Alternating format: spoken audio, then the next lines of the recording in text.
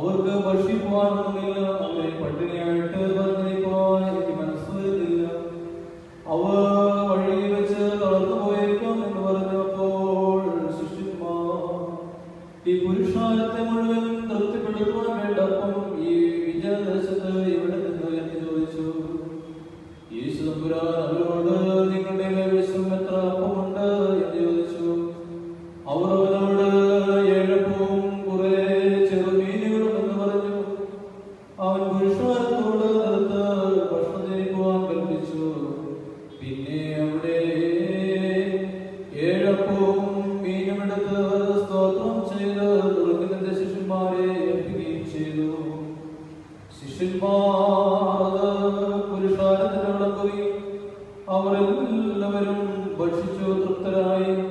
ശേഷിച്ച നുറുക്കുകൾ 7 മൺകുട്ടകളിൽ നിറച്ച് എടുക്കുകയും ചെയ്തു.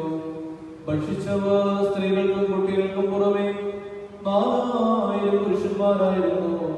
അനന്തരം അവർ പുരുഷാരത്തെ തിരിച്ച് വിട്ടിട്ട് കപ്പലിൽ കയറി മക്കയുടെ അതിർത്തിയിൽ